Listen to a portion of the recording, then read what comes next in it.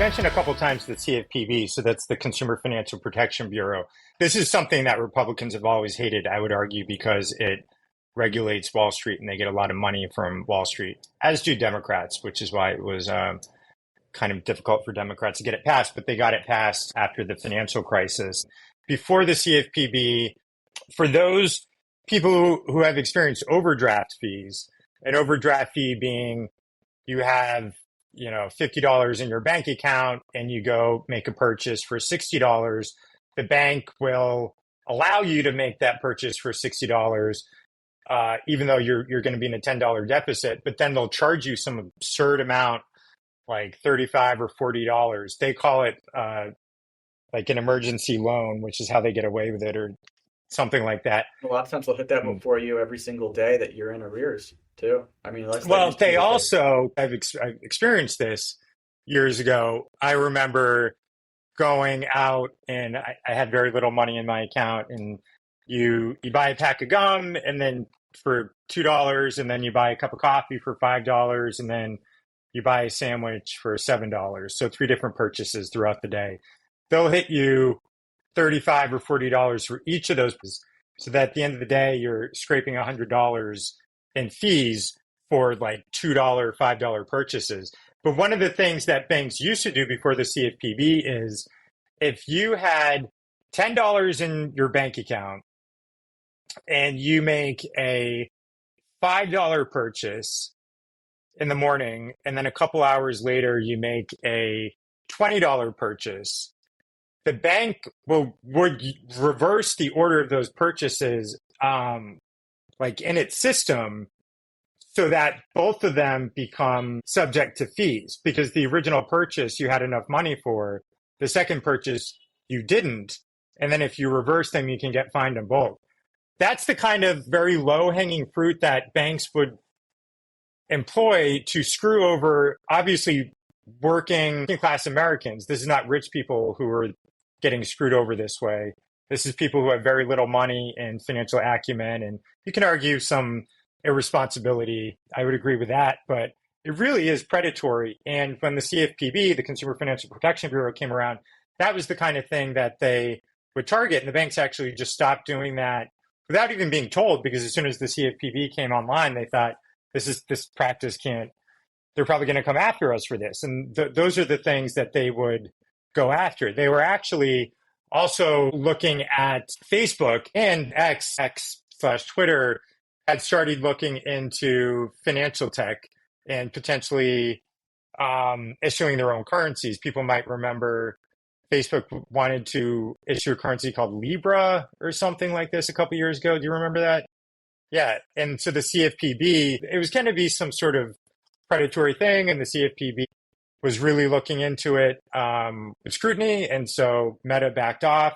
X wants to do it right now and really evade a lot of the existing financial regulations that traditional banks have to go through, and so he wants to kind of get rid of the CFPB before embarking on that. So I think there's a lot of arguments people can make about government overreach and,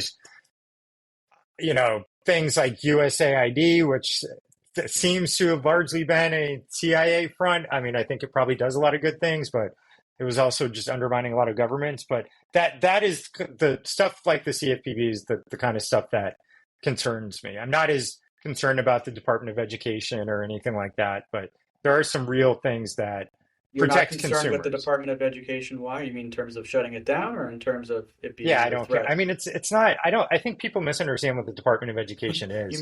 You mean you're not for education, Kevin? What's going on? I think it was created by Carter, right? Like it's not like it's been around forever. Most of our education is done on a local level, which I think most Americans on the left and right would want. And I think the Department of Education now has just like absorbed a lot of student debt over the years. And I mean, I'm actually, if they take a sledgehammer to the Department of Education, I can see the Trump administration handing over management of student debt to these predatory companies again, which really screwed people over when we were first coming out of college 20 years ago, almost 20 years ago. So that would be bad. But I also think a lot of people just don't know what the Department of Education does. So I think it goes back to what I was saying before. Yeah, Department of Education, you're right, started under Carter. Reagan very passionately, it was part of his campaign promises to his constituency. He said, hey, I want to abolish it, came into office and was unable to do so. And it's just as the old adage goes, once nothing's more permanent than a temporary government program. So that became another just entrenched government department that just sat there and sucked life and money and blood out of the soil of Washington, D.C. And that is just, I think it's a perfect example of what is just the totality of bloat that exists there. And it's just all these little disparate departments and agencies and bureaus that have existed, and just they're like whack-a-moles that come up, but as long as you hit them, they don't go back down. They just come up and they never leave. And they're just sucking. And again, in government, and this is the part that I think most people don't get. Government, there's no revenue center in government. Government is a cost center, meaning it does not produce anything. All it can do to raise money is from us, from the American taxpayer. So we're paying for all this bloat. And so when I see something like Doge come along, I can understand where you're coming from. It's like, you're right. If Musk is, let's just give you the benefit of the doubt and say that he's attacking first or attacking some of the organizations that are going to give him personal problem. I mean, I think that's terrible, and that should not happen that way. But again, from the libertarian perspective, all these organizations in my mind shouldn't exist at all. So there's no love lost between me and them. So I don't care if it's the perfect tool to take them out. If Musk just happens to be what we're given, then I'll take it. I think Dave Smith had a good analogy the other day on his podcast. He goes, if someone's breaking into your house and, I wish I had a shotgun, but all I have is this, this carving knife that I pull out of the drawer, then I'm going to use the carving knife. I know, I don't care if my wife's over there batting me on the head, say that's not a good weapon to use. I'm going to use whatever I have. So Musk is what I have right now. He's the weapon I'm going to throw at the wall and see how much he can take down with him. But someone like myself, and I think a lot of say the conservative persuasion are just championing him, because I feel these organizations are about 10 to 100 times bigger than they need to be. Frankly, they should never existed at all, most of them. And so I don't shed a lot of tears if the right thing's being done for even the wrong reason. I guess I'll put it that way. And I also don't fear that private companies are going to come in and fill this giant power vacuum either, personally. But I can understand how that's a concern, or that's a gripe with the strategy. But I'd rather see these things just all get torn to smithereens, because they never should have existed to begin with, for my chair at least. I think we should do a future show dedicated just to that topic of private companies, publicly traded companies coming in to fill the power vacuum if government regulation goes away, because we could probably both talk about that for a very long time. And I feel like there's just a lot of examples I could give. But maybe you would correct me on some stuff. No, I don't doubt that. And again, just to correct the record here, I don't feel that it's outside the realm of possibility at any stretch of the imagination. I feel that power exists in Washington, D.C., and that right there is the biggest problem. We need to get power out of government. And as long as that power exists, you're going to have players vying for that power. And right now it's bureaus and agencies, and they've controlled that space for the better part of the last century. And if they go away, you might very well have the pendulum swing the other way, and you might have corporations come in and fill that. That is not the solution. The solution is get power out of government completely, or at least to control some of these agencies. Kind of an undemocratic perspective, though, right? Because as bad as government can be, it's at least somewhat responsive to the public through elections. I'm someone who views the government as very influenced far more by companies and then wealthy Americans and lobbyists. But I would say that there is some responsiveness, especially through elections, to the actual voting public, even if it's 5 or 10% of the influence of government, it comes from the public. For a corporation, there's none of that. I mean, if you're a shareholder, you can buy voting rights, but that's about it. So at least for the government, I mean, when you say like just get the power out of Washington, that sounds to me like get the power out of democracy. No, I wouldn't say that at all. I'd say that the power that exists in Washington is largely right now, as of 2025, the power exists not in these 3 branches of government like we are led to believe in 4th grade. It's not like the executive or legislative branches are doling out the power. It's from these unelected bureaucrats. That's the problem. Which are in the executive agency, whose heads are appointed by the president, who's elected by the Electoral College, who's elected by the American people. Well, okay. Well, let's just pick on it. So FDA, for example, here's just one of these many bloated agencies. The FDA can come down without unilaterally on any organization that it wants and just dole out terms and saying, hey, listen, you need to follow these regulations and do these things and pay these fines. And there is no legislative process in that whatsoever. There's no guardrails around that. There's no guidelines. It is simply whatever the FDA decides is best. Well, it is true. I see it happen all the time. If the FDA is creating a rule, for example, it has a regulation, it has to go through the Administrative Procedures Act, meaning it has to craft the rule, it has to put it out for 90 days and get public comments, then it revises the rule. Then after the rule is issued, Congress has, I think, another 90 days.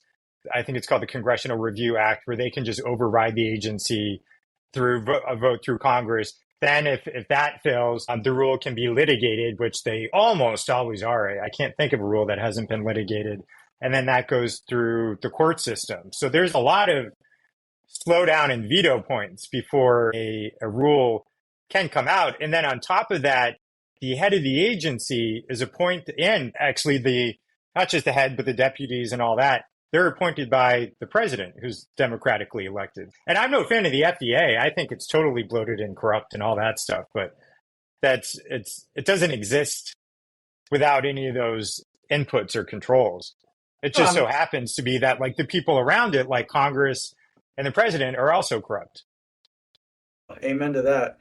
And again, I'm not trying to pick on the FDA any more than the SEC. I mean, I could just list three other agencies, but a lot of these organizations, they exist. They have these general mandates to do X, Y, and Z, and then they operate with tremendous latitude in exercising those directives. And they go after individual organizations and individual people a lot of the time with complete immunity, and they can put huge impediments to conducting business or living just healthy lives a lot of the times.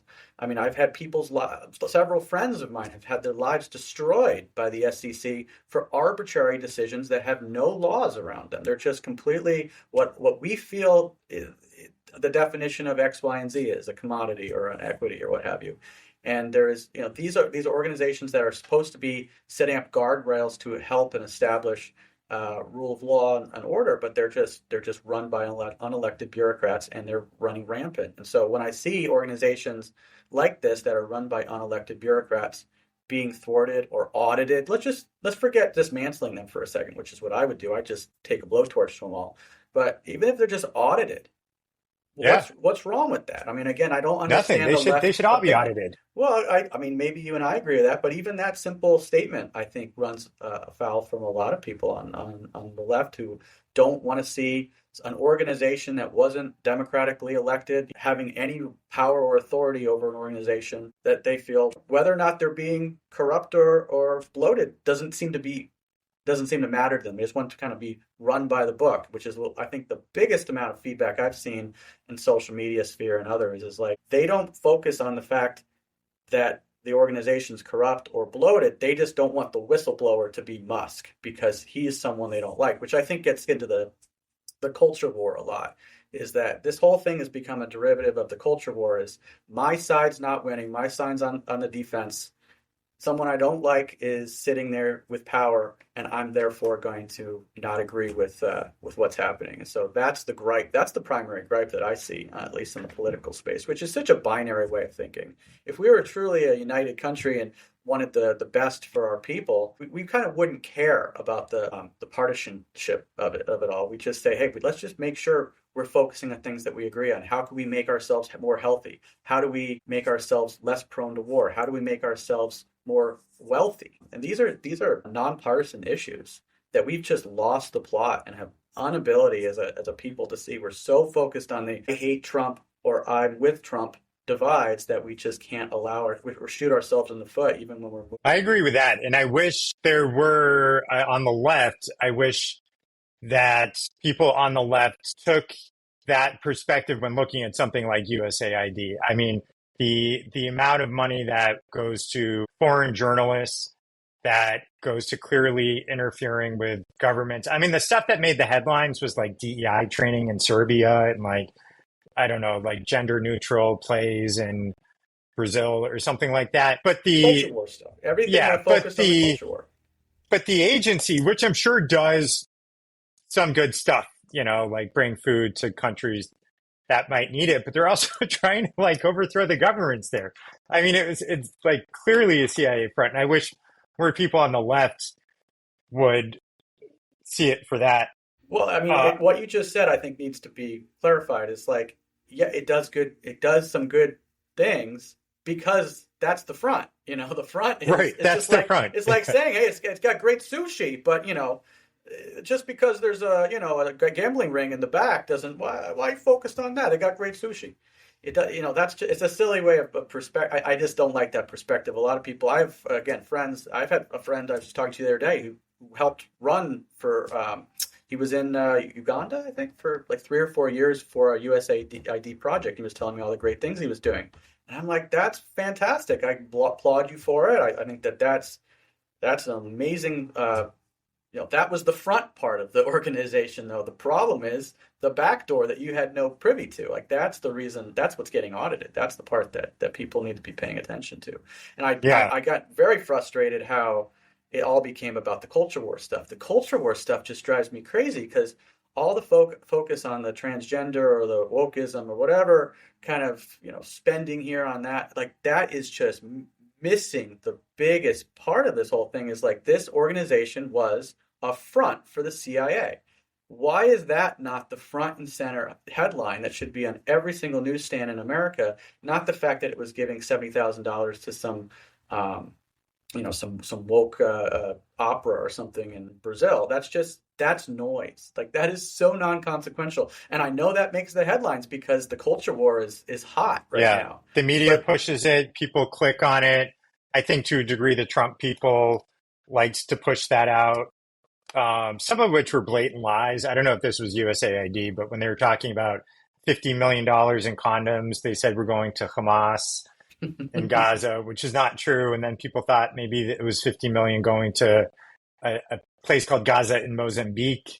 Then it turned out that wasn't true. It was actually like just AIDS funding going to somewhere. So some of it is just bullshit that they're also making up or just being stupid about. But yeah, it has been a CIA front that has been bad for a lot of countries. On the spending issue, and wanted to get to a couple other issues, but so I think you would agree, though, when you're talking about reining in the power of government and what they're doing. Steve Bannon on his podcast had said recently, the real thing that they should do is cross the Potomac and go to the Pentagon, because I would imagine you are aware that federal spending, the agencies that you were talking about, if we're looking at a pie chart, are actually a relatively small amount of federal spending. I mean, the federal government spends, I think, $6 or $7 trillion a year now. So even if you're a small part of the pie, it's still a lot of money. But most federal spending is either the military, which is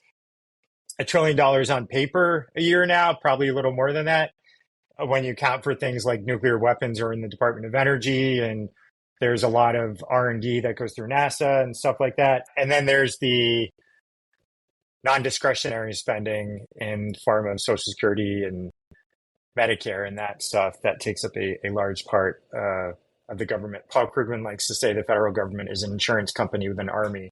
So would you, I probably know your views on the social spending, but would you agree with that need to go look at the Pentagon and not at the Pentagon and maybe cut that in half, which Trump actually proposed? We'll see if he moves on this, but Trump recently floated the idea that we actually take an axe to the Pentagon. That seems to be a gold mine of corruption, of malfeasance, of bad influence, and of just American consumers, American taxpayers getting screwed. The Department of Defense has failed every single audit for the last 7 years, right? I mean, crossing the Potomac, basically getting over to the Pentagon, I think will never happen. I think it's a pipe dream. And this is why, to go back to something I was saying before, I think the culture war is this giant magic trick that's happening. I think Doge maybe even be part of that, is that the organization and this is the Trump administration and the corporate media kind of egging it on and fighting it out, along with the population at large, is basically orchestrated in this giant magic trick. And they're saying, focus, look at this, guys, look at this over here with my right hand, and getting all your attention, so that the prestige, the magic trick that's happening over my right hand isn't being looked at. And that's all the spending that's happening at the military level. That's all what the Fed's doing. That's the inflationary robbing. Inflation robbing us blind by making the rich richer and poor poorer. That's the stuff that we're aggressively trying to keep our attention at large from focusing on, so that we can focus on the culture war. And I think that, as good as what I think Doge is doing and Musk is doing, and a lot of what Trump is doing, frankly, I think that it's just simply it's all a magic trick. It's all just, look at all the great stuff that we're doing over here. It represents maybe 3% of the budget, so that we don't focus on the stuff that really matters. I mean, again, that's me as a black pill person kind of talking, the nihilist talking over here, as I just don't think that can ever change. Unless there's this massive revolt or revolution in our time, you're never going to have the Pentagon audited. You're never going to have that money get out of our military. Our military is basically never going to have the auspices of the democracy at play. We're never going to see it actually looked at with any amount of foresight, or any president's going to be paying any attention to it. At least that's my perspective. I'm hope to God I'm proven wrong, but everything that I've seen up to date has made it seem like that is, Trump's going to get a third bullet heading his way if he starts to peel back the yeah. I agree. I will say, historically speaking, we have had a few times when we did pull back on military spending. One was in the 1930s. There was a bunch of hearings looking back at World War I and showing a lot of corruption between military contractors and the federal government, basically them all getting rich off the American taxpayer. And it was the Great Depression, so there was a big pullback in military spending. It seems like the Pentagon became sacrosanct after 1945, but we did have some cuts to the Pentagon after 1991. And that was a big concern, I think, for a lot of Pentagon contractors. And that's when we started hearing about NATO expansion and liberal internationalism and humanitarian interventionism. And then 9/11 happened, and we haven't looked back since. Did you ever watch that Jon Stewart interview? I forget who it was with. I think it was a secretary of somebody at the Department of Defense. And she was like an undersecretary. Yeah, she was like the number 2 or something, or number 3 under the Obama administration. She was very arrogant when he was asking her about failing those audits. Yeah, well, I think that is a great example of just the arrogance and the hubris that exists. It's like, we are this untouchable agency. I mean, I am deigning to be on your show just to talk to you right now about things that you couldn't possibly understand, and just the way that she would just explain things, using language that was couched in such deceptive language, embodied in my mind exactly why we're never going to see any push in that direction. But like I said, I will remain cautiously optimistic, but I don't think Doge will touch any of that stuff because it actually matters. I think it will stay on all the superficial stuff. What do you make of Trump's appointees, starting with Tulsi Gabbard? Because I know that illegal government surveillance is important to you. It should be important to everyone, but there was a lot of reluctance to make her, for Republicans to vote for her, and I guess Democrats to vote for her, in part because she refused to say Edward Snowden was a traitor. And I think a lot of Democrats, in particular Michael Bennet, I don't know if you saw this part of her confirmation hearing, just really made asses out of themselves trying to get her to denounce Edward Snowden as a traitor. And she kept saying he broke the law, he shouldn't have done it, but she wouldn't call him a traitor, and that was just infuriating Democrats. I think he's a hero, for the record. I think he is a hero. That as well. But then there is also, I think it's Section 702. Is that the FISA backdoor one? Do you know what I'm talking about? There's basically part of the government surveillance laws that are reauthorized every couple of years. There's an aspect of the FISA law, which is the Foreign Surveillance Act, Foreign Intelligence Surveillance Act. But basically, it allows a backdoor spying on the American public, and that's something a lot of sort of more libertarian Republicans, I wish the Democrats would get on this, but have been trying to claw back from the government. And Tulsi Gabbard, within the last couple of years, has been in favor of rescinding this power from the government, but then she reversed herself to appease senators who were voting on her confirmation. Yeah, I don't know how much she's playing the game or really believes what she's saying. It is disappointing when she does back off of these more staunch or idealistic statements that she makes that I really support. I mean, because like you just said, I believe Edward Snowden is a hero. And the fact that he, as a whistleblower, is vilified in the congressional hearings the way that he is just absolutely dastardly, to use a silly word. I just cannot understand how we in 2025 still have an organization like the NSA and haven't completely dismantled it after it was revealed the horrors and the unconstitutional behavior that's taking place and basically the black book of funding that goes into it. I mean, they have a budget, an assigned budget, of course, but they've never been able to audit NSA. And the NSA is largely committed to keeping data on the American people, which is as much in violation of our privacy as could possibly be imagined. And like I said, the fact that organization exists is just absolutely outrageous. So someone like Tulsi Gabbard comes along, she should be on a soapbox deriding that organization, but instead she's taking half measures. And so, what do I think about Tulsi? I think that she is a right tool. She's the best tool for the job, or excuse me, she's the best tool that we got, but not necessarily the best one that we got. I mean, I think from a libertarian's perspective, she's probably about halfway in the middle of where I would like to see someone like her in her position. From she's certainly not a Biden, but she's no Ron Paul, but she's I think going to stand up for the best interests of America and actually not going to aggressive wars the way that we like that. That's I think the best part of Tulsi's her stance on issues, and the reason why I'm so happy she is where she is. The fact that she was derided by like the likes of Hillary Clinton, of all people, for being a Russian asset is just laughable. And it just tickles me no end knowing that she's now the boss of the people who, were calling her Russian assets not long ago. Like, this is just very, very exciting to me. I mean, here's a woman. But do you think she can take control? So she'll be director of national intelligence, so overseeing all the intelligence agencies. I would imagine that the national security state apparatus, the so-called deep state, which when people hear the word deep state, they sometimes think that's just like a Trump conspiracy theory. But what it's referring to is career bureaucrats within the national security establishment. So people in the CIA, people in the NSA, people in I think there's 17 different intelligence agencies scattered throughout the federal government. And there are people who are there for a very long time. They make a career out of it, and then they'll still keep kind of connections after they're out of the government. People probably heard of Trump canceling security clearances for people who have left government. Why do they still have those security clearances in the first place?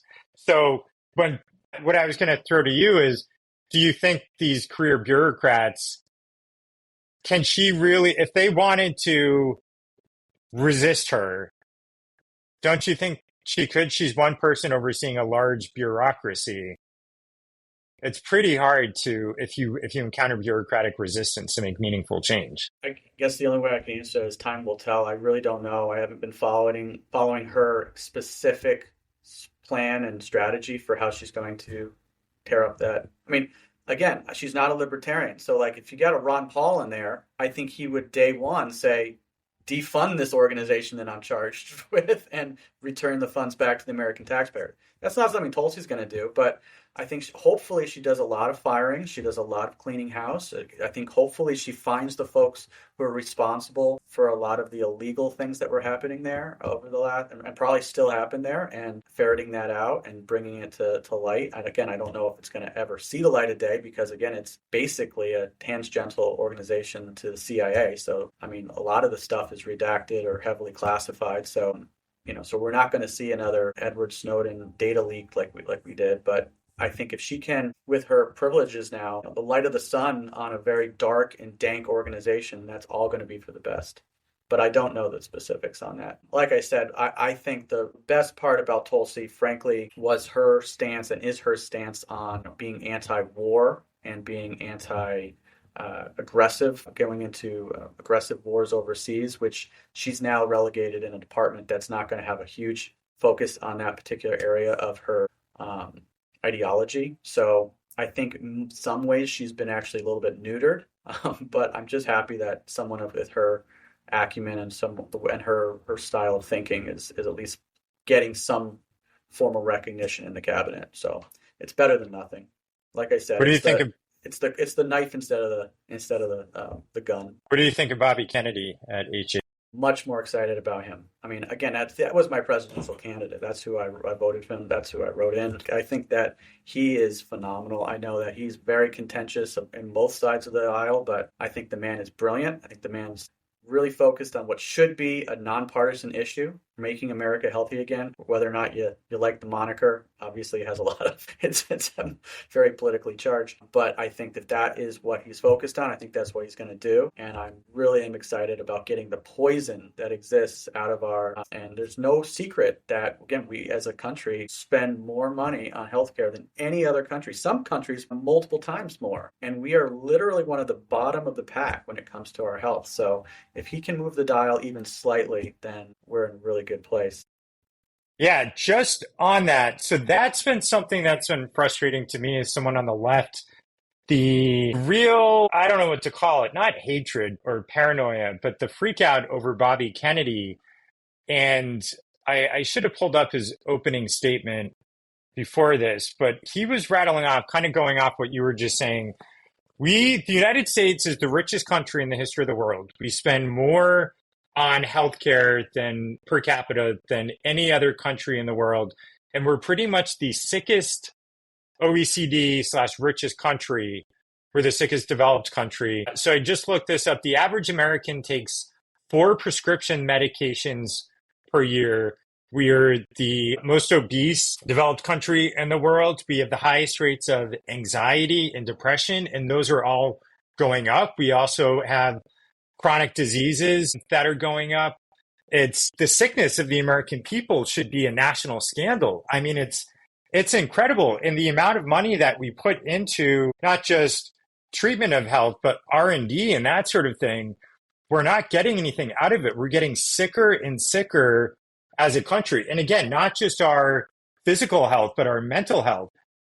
The response from the healthcare system is just putting us on more and more drugs and giving us more shots and prescriptions and that sort of thing. And another thing he's pointed out a lot is I think there's only 2 countries in the world that allow pharmaceutical companies to advertise drugs on television. And that might surprise a lot of Americans because we get so many pharmaceutical ads whether it's weight loss or erections or depression or anxiety, but you just see pictures of happy people running around and then they'll say, ask your doctor about this one. And then you go to a doctor's office in the United States. And I remember this because many years ago, I wanted a prescription of Adderall and I knew how corrupt the healthcare system was. So I made an appointment with the doctor and I was a little nervous about whether I would get it, but I got into the waiting room and the clock had a big logo from Pfizer, and the clipboard where I was filling out my forms was some other pharmaceutical company. The pen was from a different pharmaceutical company. And that's because these pharmaceutical companies have sales agents that goes into doctors' offices every day, and they'll leave pens, they'll talk to people, they'll talk about the new drugs that they have. Sometimes they'll take them out to lunch, sometimes they'll take them out to dinner. It's just such a terribly corrupt system. And again, the end result is we are getting sicker. We're not getting healthier. So if this was all resulting in the Americans are the healthiest people in the world, there would be less criticism of it. But it's not. We're just getting sicker and sicker and sicker. So RFK, in his opening statement, cites all this information. And by the way, we were not like this 50 years ago. So something has gone wrong with all these medical advancements, and we're just getting more and more sick. And so he's the one that raises this issue. And I should say it's not just the pharmaceutical companies. He's also raising the issue of just toxins in our environment. That's when he talks about the food system and the toxins that we're putting in the food system, not just making us obese, but what are all these weird additives that we just keep on putting in our food? But also, he came out of the environmental movement. And so the reason he got into this health stuff is he was looking at the toxins that are in our water, the toxins that are in our air.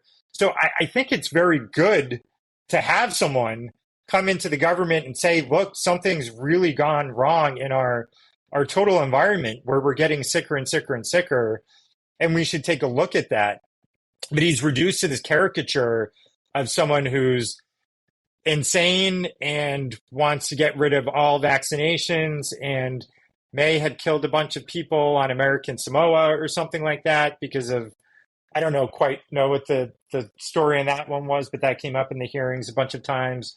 And then you hear all the stories that leaked out about some of his eccentric behavior with leaving a dead bear in Central Park and that sort of thing. You know, he's an eccentric guy. That's just funny. Yeah, I thought it was funny too.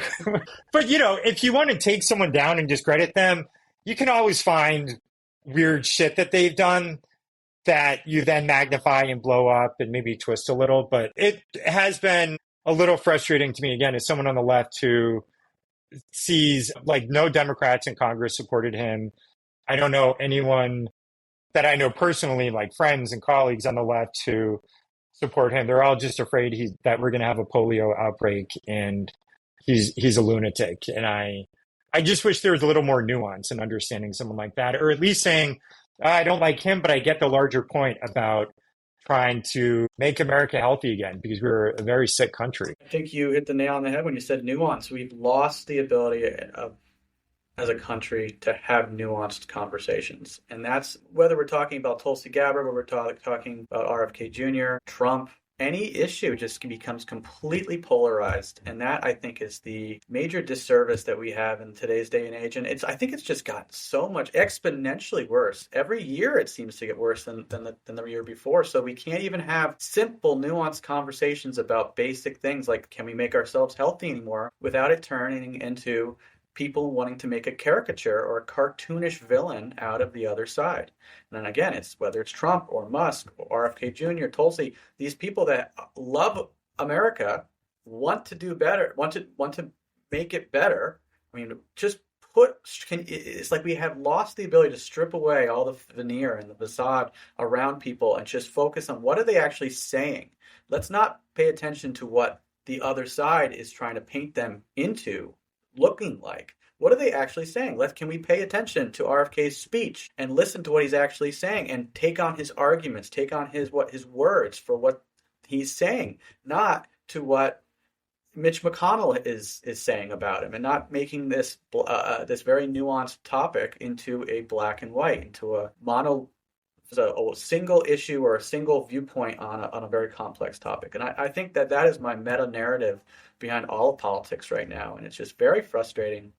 I cannot have nuanced conversations with most people. Like you said, you're from the left persuasion and you just admitted it yourself. Like you don't have a single friend or very few friends or anyone on the left who would even want to probably give RFK the time of day. Not because of anything. Not a single one.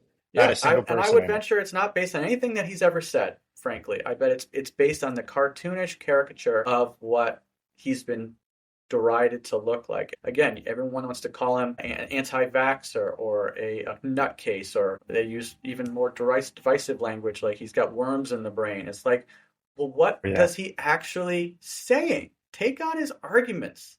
Let's have a conversation about that. Let's have a conversation about the very nuanced and very complex topic of healthcare in America and the fact that the big pharma is bleeding us Americans dry. Like, how is this not an all-American problem? Why does this have to become a black-white boogeyman in the corner that we're just all afraid of topic? Right? Why does it have to be me versus you and you versus me instead of us versus the problem? I don't have a good answer for that, but it's just very, very frustrating, and it's only getting worse. And the culture war is just tearing apart any ability for us as a society to take on an issue head on. And nothing embodies that in my mind as much as RFK does, because every word out of his mouth is spot on in my viewpoint. Again, he's an eccentric character. I'll give you that 100%. He's a wild man. But when he talks about a topic, when you read his books, again, if you read one of his books, every line has a citation, and it's usually 7 or 8 deep in terms of the research that goes into what he's saying. He's not saying these things flippantly. It's not like a Trump who says something off the top of his head and it's like half of it's, just whatever he's making up. When RFK speaks, he's talking usually from a position of deeply researched facts and figures. And so take on what he's saying. Don't just turn him into a cartoonish villain. So yes, long-winded answer is I love RFK. I'm so happy he was confirmed. I didn't think it was going to happen. Again, I'm slowly becoming unblack-pilled by the moment because of things like Tulsi getting and because of things like RFK getting into his cabinet role. So I think the proof's going to be in the pudding, though. So if he falls on his face, then I think the left's going to take a giant, left and right, frankly, will both take a giant victory lap. But I think that if he does well, I'm very excited for what he can do for the American people and just our health. So there's only up. We can't go fall any further. So I think it's actually not that large of a bar to meet. Yeah, but that's another one where I think the bureaucracy, if they really want to fight him, that's a massive bureaucracy that he oversees. I think the total budgets of HHS and everything under it are larger than the Pentagon, although a lot of that is just Social Security and Medicare, but it's probably hard to get under control, and there's ways the bureaucracy can fight back. But even just as you were talking, I was just thinking, it is unfortunate that on the left, there used to be this skepticism of corporate power. And that's, there is a little still left of that, but not with pharmaceutical companies. And we were talking about this notion of nuance. It feels like a lot of people are afraid that if you question a vaccine or if you question pharmaceutical companies or the power of big pharma, there's no gray area. That means you're automatically against all vaccines and against all medicines, and totally discount this wonderful cancer drug that came out a couple of years ago, whatever it is. Because, of course, we've made wonderful advancements in healthcare and, I guess, drugs over the last many, many decades. But it's just weird that there's no, what happened to any skepticism of, pharmaceutical companies? They are for-profit companies. They do some good things, but they, as I was, talking about at the beginning of the show, they're companies that exist to maximize profit. They're not there to love and care about you. They're not creating drugs because they have a warm heart, and they, like any other corporation, try to influence the government. And you should be able to question them. And it doesn't make you a wacko conspiracy theorist to say, why do we have so many drugs? Or should we put a 4-year-old on Adderall, which is a form of speed? And, should we, probably shouldn't go off topic on this, but should we be giving this or that medication to a 12-year-old to undergo a transition, which you might otherwise agree with and say, I support anyone's right to do that. But this brand new drug that came out a year ago, that's not really been tested. Should we be giving that to a 12-year-old who wants to undergo that? I feel like we should be able to ask these questions without just being shuntered as a conspiracy theorist. Because I wish people would understand, especially, again, people on the left, it's normal to ask questions. And the people who kind of poo-poo that, I would argue, you're the ones that have been conditioned. It's healthy to have skepticism and to ask questions. It doesn't make you a lunatic. Yeah, we've been ushered into believing that you're either all or none. It's there's exactly. no, you're all, you're either with us or you're against us, and there's no questioning, even if so something like vaccines, I think, is a great example. I don't personally believe, and I'm sure half your audience will, probably write me off now, but I don't believe that the COVID vaccine, it all did what it was supposed to do, and said that it was going to do, and was advertised that it would do. But I'm obviously 100% for the 99% of the vaccines that have come out prior to that. The polio vaccine was a lifesaver. It's probably going to go out in history as one of the most life-giving miracles of the last 200 years. I can hold these two truths up and not be one or the other. And the fact that a lot of America can't do that, including Mitch McConnell, apparently, as of yesterday, just demonstrates that we live in a black and white myopic society. It's you're either with us or you're against us. You're either all for us or you're all against us. And that's just not the way life works. We live in a very complex, multifaceted, nuanced reality. And to not face reality in this postmodern world is basically asking to be is basically sticking your head in the sand, in my opinion. If you cannot face reality, if you cannot call a spade, if you have to create these giant binaries to live in, you're just sticking your head in the sand and you're not facing the world for what it is. And that's, I think, what reason why so many Americans are just so miserable these days, is they can't face reality. So yeah, I think that drives a lot of the political conversations, is these black-white divides that get created. And so yeah, bringing it back though to the Trump administration, again, I see a lot of good happening personally. I also am being really frustrated by a lot of what he's doing. No administration is perfect, but like I said, I'm very excited for cabinet picks like Tulsi, like RF, specifically the two of them. I think they're just fantastic. I would love to see real change manifested, though. I think a lot of this stuff, including Doge, is this giant look over here so you don't focus over here culture war / just magic trick. If we really want to manifest real change, we want to do things that are meaningful.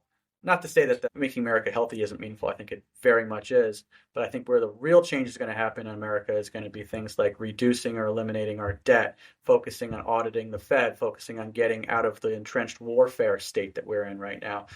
Take those three things by themselves. If you tackle any three of those, you're going to be in a position that no other president, or at least presidential administration, has had the temerity to take on in the last 60 years. So whether or not Trump takes it on, any of those topics on, to be determined. He's talking very favorably about drawing down our military and doing.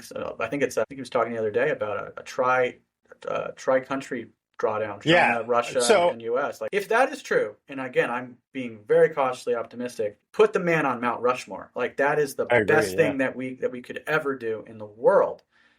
Again, it's Trump, so I take everything with a pound of salt. But if that is true, we are on a huge, huge path forward. And that's forget the magic trick. That's the real deal. And that's what presidents should be focusing on, is things like that. And again, I think debt and auditing the Fed or reducing the Fed's power and influence is another big piece of that. The reason I focus on that one so much, and us libertarians do, is because it is what creates the wealth divide in America. The reason that the rich are getting richer and the poor are getting poorer. You get rid of the Fed, or you audit and curtail the power of the Fed, now you get an even playing field for the rich and the poor, and you actually bring back the middle class in a sustainable way, which is one of the biggest problems in America. As a quick aside, by the way, I kind of have in the back of my head that I'm not sure the COVID vaccine did anything for me. I'm not sure it's a real vaccine. I might cut this out. But it made me very sick. And then I got COVID a little while later, and I got very sick from COVID. And what they tell you is anti-vaxxer, Kevin. I gotta tell you, what they tell you on this one, I might be. What they tell you is, oh, you would have been worse. COVID would have been worse for you if you didn't have the vaccine. That's not how they advertise it. They advertise it as you won't get it and you won't transmit it. But then everyone got it and they transmitted it. So then it became something that you can't prove. Like you obviously can't prove that you would have been worse because everyone reacts differently. So you couldn't even do like two people, maybe if they're identical twins. I don't know.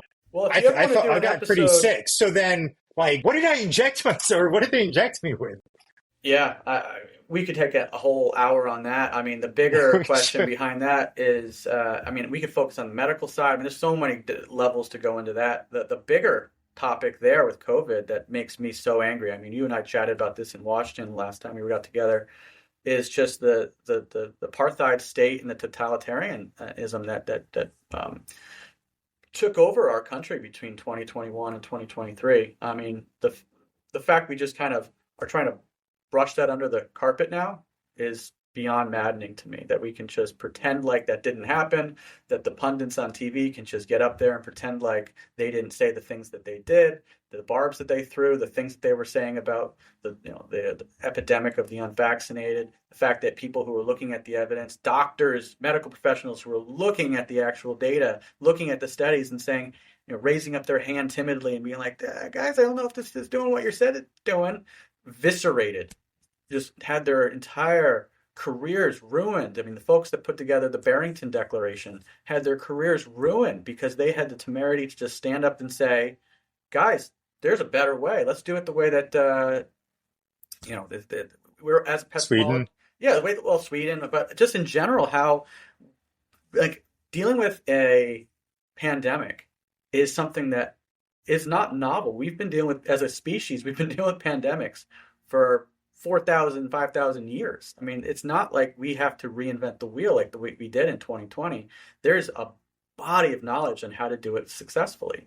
And we just threw that rule book out the window and decided to do these crazy things like locking us down into our houses, where we're going to take on and reduce our immune systems, and not going outside and getting vitamin E. And it's just all these things that we could have been doing that we just did. We didn't just not do the good stuff. We did the exact opposite of what we should have been doing. And then anyone who doubted it or questioned it was just completely raked over the rails. That's an episode right there I think we should talk about. Yeah, I know. Because you probably saw last month the CIA came out. They think it was a lab leak now. And it just it blows my mind that passes without a huge uproar, because neither party wants to look backward, but it's pretty clear. We'll never be able to say 100%, but it's pretty clear. And our now preeminent intelligence agencies say they think it was a lab leak, which you would be kicked off social media for saying a couple years ago. I got kicked off Facebook specifically for 4 weeks for posting about articles about how it was most likely from the coronavirus was most likely from the coronavirus lab in Wuhan. The coronavirus lab, where people had fallen ill in October and then had gone home. And then down the street, a novel coronavirus appeared. I mean, still to this day, we were talking about Jon Stewart. I mean, his interview with Colbert was still one of the richest things I've ever seen. That was, not so much for what John was saying, but what the looks on Colbert's face is just like, I don't know if we can talk about this, John. It's absolutely insane that you have to be in either. This is actually relevant to the conversation. Only it's not actually a sidebar, because it gets right back to what we were saying. Is we live in a society now, a postmodern world, where we either have to be all the way to the right or all the way to the left, and any conversation about nuance or any disagreement is just completely eviscerated, and you cannot have dissenting opinion or debate. It all has to be you're either for me or you're against us, or you're for us, and you got in these two camps, these bifurcated camps. And instead of having a body of knowledge come together and discussing things in a clear and transparent way, really sad that as a society we can't even take on something as black and white as a virus, and not get it polarized and not get it into the political arena, dragged into the political arena where it doesn't belong. Why can't these topics that are very, very empirical get discussed with some nuance and some complexity? It's just maddening to me. So, and why did Tony Fauci's pardon begin in 2014? I don't know if anyone saw that. He not only got a pardon for Biden, but if people look at the fine print of that pardon, like Hunter Biden, but for completely different reasons, it's for all crimes that go back to 2014, which is very interesting. Well, you're preaching to the choir, man. I love it. I love to hear you talk about this stuff too, because you're a bad progressive, I tell you. I mean, again, like you just said, it shouldn't be a political issue. I mean, all of our worlds got upended by this virus that turned out to have come from a lab, and we're just completely. I bet if you poll most American, or maybe most Americans would say that, but I bet if you poll most liberals, they would say it is not from a lab. But it is worth looking back and understanding, like this cost us $6 trillion or probably more. And like so many millions of people died. And it might have been, or probably was, from a lab that also the United States was partially funding through gain-of-function research that had previously been banned, that the Obama administration had tried to put the kibosh on gain-of-function research, because gain-of-function means just like making viruses more contagious and lethal. Most likely for military purposes. I mean, let's not color code that or whitewash this. Is like it all goes back to the military-industrial complex. I bet the next phase of that plan, and this is where it gets obviously conspiracy theory, but it could probably well have been like to turn over this fully fleshed out virus once it was built to the CIA, to be used out, in warfare in somewhere. So like these things all play together in a very tight apparatus. So it's not like these things all happen in their neat little camps and they just happen to. I think that they do. Who, for all I know, was helping to fund some of this stuff as an arm of the CIA. I mean, who knows what 10 years are going to reveal?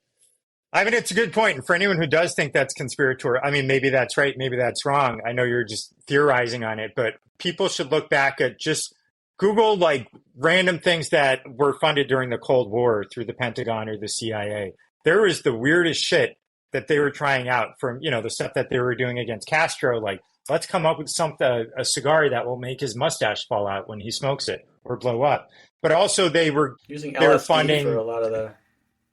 They were giving people LSD without telling them what it was, but they're also funding telepathy research to see if they could read the minds of Soviet agents. There was also something I was reading that they were funding this like love bomb, where they thought if they dropped it on the Soviets, it would basically just cause mass arousal and stuff like that. I mean, there's just a lot of shit that gets funded. So anyway, we could go on and on and on. I did want to round it out with foreign policy, because I think that is where we could see a lot of good things from the Trump administration. I think we already have seen a lot of good things from the Trump administration. You had talked about his floating this idea that I think we're both skeptical on, but really welcomed, this idea that the U.S. would lower its defense spending, but in order to not lower our competitive advantage, we would work with the Chinese and the Russians and kind of all lower them together. And there is precedent for this kind of thing. We've done that after World War I.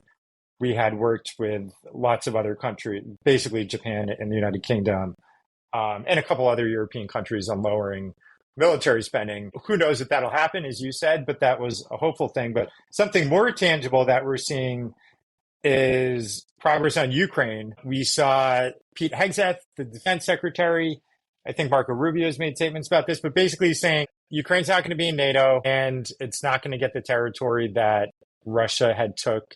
The territory that's kind of, a lot of the people within that territory are Russian or pro-Russian anyways. But these kind of acknowledging the realities on the ground.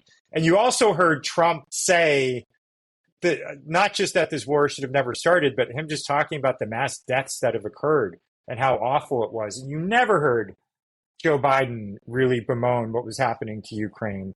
Just no compassion for the destruction that was happening. But so your take on those developments with Ukraine, and, it's very easy for him to make those statements. Do we think there's going to be tangible progress when it comes to discussions with the Russians? I'm optimistic, man. I mean, this was something at least he campaigned on, so I believe that he's going to hopefully try to follow through with it. I mean, to the extent that he can. I mean, he has no control over what Putin does, but to the extent that he can stop funding Ukraine and throwing good money after bad, but at least it'll bring both parties to the table, which is something that we haven't seen before. In fact, we were actively, under Biden, we were actively trying to dissuade Zelensky from coming to the table with Putin. And in fact, Boris Johnson, as you probably recall, was sent over to Ukraine to actively try to persuade Zelensky from taking a deal, or from which he did, which he succeeded in doing, which probably single-handedly undermined.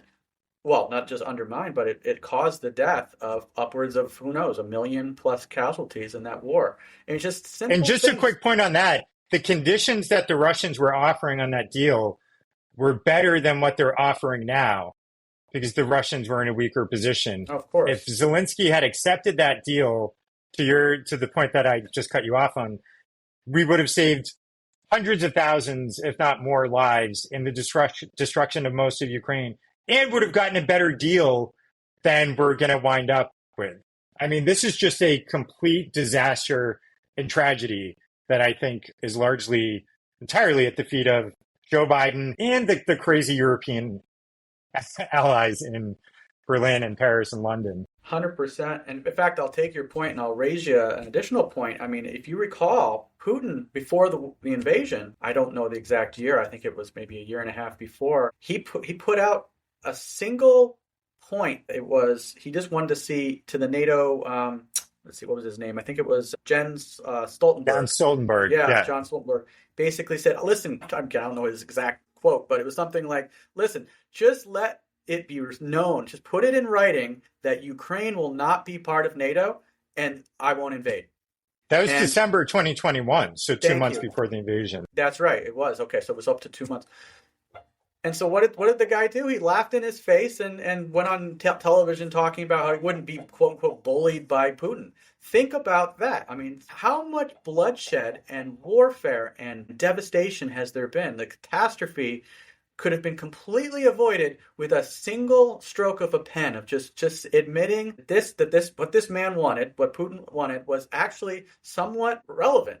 is like a major power doesn't want a giant military alliance having one of its allies or one of its members on its doorstep. I mean, it's like I've made the point many times over. I mean, the United States obviously wouldn't want Cuba or Canada or Mexico in a military alliance because they're on our doorstep. I mean, we went to war. We almost went to a hot nuclear war with Soviet Union over the Bay of Pigs. I mean, that was miles and miles off our. I mean, that was nowhere. Not even a border country is technically. It's an island country. And the Bay of Pigs was an invasion. It was a failed invasion. Yeah, sure but we invaded Cuba in 1961 because they were allying with the Soviets. So and it just didn't work out. So then we put a blockade on 2 years later, or 1 year later, and that was what it just highlights, though, is it's just the hypocrisy from both the left and the right, but largely left. It's just like looking at this and being like,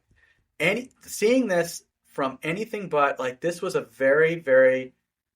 I mean, again, let me just back up. I mean, obviously, Putin should not have invaded. Do I even need to admit this? Do I even need to talk about this again? It's such a tired point. Yes, he was wrong to invade the country, but any country in that position would have not wanted one of their border countries in a military alliance. It's just because just to underscore that, when people hear military alliance, they think it means that we'll have Ukraine's back if they're invaded. What it actually means is the U.S. would set up a series of military bases in Ukraine, stock them with weapons aimed at Russia. So it's not this just purely defensive stuff. We move in when they're in the alliance, and we put whether it's American troops or NATO troops, but there's U.S. military equipment and technology that goes in right on Russia's border. So It's not as benign as it sounds of like just an alliance, like it's, I don't know, Survivor or something like that. There is a heavy threat that comes to Russia when there's a NATO member country on its border. Thank you for clarifying that. I mean, I feel like a point like that doesn't even need to be stated, but you're right. In this day and age, it almost does because people have such blinders onto the obvious. I mean, even just a year before in 2020, I mean, remember why Trump was impeached the first time? It was because he failed, quote unquote, failed to deliver on weapons deliveries to Ukraine. I mean, again, that was not even a year Which Obama before. had refused to do because he thought it was irresponsible to send weapons to Ukraine because it would provoke the Russians. And well, look at where we are. I mean, it's just like this whole catastrophe is such I mean, the aliens are laughing at us. It's just like this so avoidable. And we just did everything possible at every position as a country, as the United States. The onus is strictly on you, and working with our NATO allies, we did everything possible to just flare up and provoke this war. And we should have just had a little bit of temperance and a little bit of humility, and we just don't. And so, yeah, anything that Trump can do now to dial this back is obviously for the best. But he says it actually fairly well, and I'm sorry to give him credit, but it's true. It's like this would not probably have happened under his watch because he doesn't have the hubris. Well, I don't know. He certainly has the hubris, but he doesn't. Well, he did start to the point that we were talking about a minute ago. Obama was against arming the Ukrainians. He was giving them surreptitious aid. He probably almost certainly helped with the Maidan coup in 2014, but he wasn't giving direct arms to the Ukrainians. Trump upped the ante, and Trump was actively arming the Ukrainians. So I think there's this perspective that Trump feeds into, that there was some benign, presence when he was president. Trump also expanded NATO. He signed off on 2 more countries going in, Montenegro, I think, and North Macedonia. That's true. So I'm not convinced. Maybe it wouldn't have happened, but Trump was. It's fair to say. No, I'll walk back a little bit what I said. So the Trump of 2016 is not the dove that is the Trump of 2025. I think that we have a much softer. I'm still not convinced he's a dove, but I get your point. I think that dovish. He's at least trying to draw down the military. He's pushing to get out of Ukraine. I certainly don't like what he's doing in Gaza by any stretch of the imagination. So yeah, maybe dove is certainly the wrong word. What is the deal with that? What's your take on his proposal? Yeah. Switching gears, what's your take on his proposal to ethnically cleanse Gaza? of its 2 million people. Yeah, well, I mean, again, I think Trump's an interesting character because I can say so many good things about him with one hand and then backhand him with the other. I mean, obviously that's despicable. I don't know exactly what he means, and I hope to see some walking back of that statement. I mean, again, getting involved, having big Satan and little Satan join forces on anything involving, the ethnic cleansing of a people is just going to further shake the hornet's nest over there. So we just would be very well served if we're interested in America First policy. We just need to get the hell out of the Middle East and stop trying to shake things up from a military perspective. Let Israel solve this. Let's stop funding them. Let's stop sending money their way. Let's not aid in their ethnic cleansing campaign of Gaza. So whether or not he's going to do that or not, I don't know. I really don't know. He obviously is kowtowed to the Israeli lobby here in the United States. Very sad to say, but I think maybe one of the reasons he got elected is he was, quote unquote, strong on his support of Israel. Yeah. So just jumping back to Europe, did you see any of J.D. Vance's speech at the Munich Security Conference where he was talking about Europeans' free speech laws and that sort of thing? I heard about it after the fact on social media. I haven't watched the speech. I know that they were real frustrated with him. I thought it was ironic. Yeah. I know they were mad that they couldn't censor him. Yes, pretty much the case. So what? Yeah, give me the brass tacks on that. What was the big points that he made?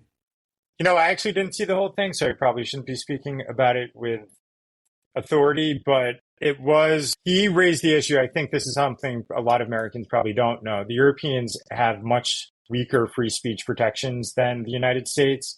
Some of that has to do, important thing is we've got the First Amendment, but we also have judicial precedents that protect a wide interpretation of the First Amendment. In Europe, hate speech, for example, is banned. And so if you say something deemed hateful, you can literally be arrested. You can't deny the Holocaust, for example, which, of course, people would say you shouldn't deny the Holocaust, but should you go to jail for denying the Holocaust? And then they've expanded that. They're also now really clamping down on pro-Palestinian protests because they just say that's anti-Semitic, even though it's not. And then this has creeped into social media. There are people who might be arrested for saying this or that on social media, not just in continental Europe under the guise of the EU, but also in the United Kingdom, which is not part of the EU. So he was just giving examples of that and effectively lecturing them. But it was interesting to see because for so long you have had American diplomats of both parties go to developing nations or somewhere in the Middle East or China or something like that and give a speech and lecture them on human rights and this and that. And it was interesting to see someone do that to Europeans, where he was right on his points. I mean, I agree with him, and they should have an expanded view of free speech. And, it's not polite to go and visit another country and lecture them, but it's something that the West does a lot with countries outside the West. So it was kind of funny just to see him do that to the West itself. I'll have to watch the speech. I mean, it's kind of funny, just hearing you play it out. But it's also funny because we can barely defend free speech in America. How are we going to can we attack other countries for? I mean, I think a lot of look at what's happening, by the way, not just in UK, but in Canada. I mean, a lot of the free speech has been eroded over there. I mean, you have professors that are losing their tenure and their ability to speech for not using the right pronouns. I mean, it really has become a war on thinking and wrong speak is entering into our lexicon again. I mean, a lot of what is happening today is really hearkening back to what's talked about in great dystopian novels like 1984, where again you can take wide liberties with how you think and and what you say and use it against somebody. And we're seeing it every day, even today, like we were just talking about earlier, like with RFK. So if you're not on the right quote, quote, right side of an opinion, you can be you won't maybe not go to jail for it in the United States, but you can be certainly deplatformed, and you can have your livelihood ruined, and you can have your profession derailed or lose the ability to get promoted. I mean, being on the wrong side of some very sensitive political issues, even in America, can get you into a lot of hot water, which I would argue is one of the reasons that maybe the MAGA movement was as successful as it was, is because largely the left, sorry to say, was championing a lot of these anti-free speech slash, I mean, they always couch it in language like, even you have these actors It's these like days. the European interpretation. It's like we don't want hate speech. I will say, though, I agree that MAGA and the right have been pretty good on pushing back on these free speech restrictions. But of course, they have one big exception, which is Israel. Yes. And if you criticize Israel, all bets are off. And that includes in academia, not just students protesting with a fucking Hamas sign, but literally like professors getting in trouble. There's, you can, in some states, it's illegal to advocate boycotting Israel, that sort of thing. There's no room for them for free speech. And everything else is fine. It is a huge area of hypocrisy amongst the right. I mean, I have a whole chapter in my book. I called it the woke right, where it's using the leftist tactics against the right by like just deciding to pick an area and decide like Israel, and using those tactics of coming down on people's right to talk about something, and using the lexicon of wokeism against the right, which is very interesting to me. I think it's happening more than you'd think, but yeah, it's very hypocritical in my opinion. Yep. All right. So final thoughts or predictions on the Trump administration. I feel like we've covered a lot of ground, but it's only just begun. Something I'm paying pretty close attention to as best I can is the reconciliation process in Congress, which is basically the kind of big legislation that has to be pertinent to spending that they're trying to get their heads around. But what are you looking for in the weeks and months ahead with the Trump administration? What am I looking for, or what will I see? I think those are two different things. What I'm looking for is I am really excited for another vigorous battle over the budget, and I'd love to see another filibuster and talk, really shutdown of government and have it actually hold. I mean, this always gets us libertarians always excited but it never amounts to anything. But I would really love to see a real freeze in budget and in spending until we get a budget plan passed that doesn't involve raising the spending limit, which we do over and over and over again, just kicking the can down the road. What I think will actually happen, of course, is you'll have a lot of impassioned pleas by the usually cast of characters like Rand Paul and others, and then everyone will capitulate and the debt limit will be raised again and we'll move on. Yeah. Another thing that I hope to see is I really hope to see DOGE continue to slash and burn federal programs and take a even more vigorous, hacksaw to these organizations and these bureaus. What I think will happen, however, is that he'll probably get a lot of his efforts stymied, folks pushing for administrative oversight and things of that nature. But I'll remain optimistic nonetheless. And then lastly, what I hope to happen is I hope to see the Pentagon audited. I'd love to see a drawdown of the proliferation of military arms and warfare.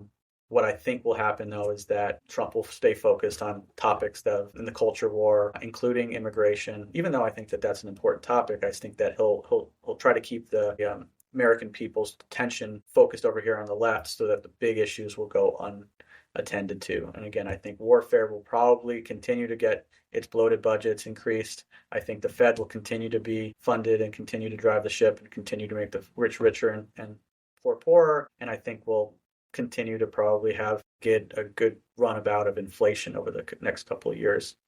So again, I'm kind of in the middle. I am very white-pilled when it comes to some of the things that I've seen happening, like we talked about in the administration and the cabinet. Some of these programs that I'm really super excited about, involving specifically Make America Healthy Again with RFK. I think that's probably the biggest, most exciting thing that's happening in the administration right now. Also excited that Tulsi was confirmed. But like we talked about, I don't think that it will actually achieve any significant drawing down of power of the NSA. But again, I'm going to remain cautiously optimistic. And what else? I'm really watching, obviously, the Gaza topic very closely.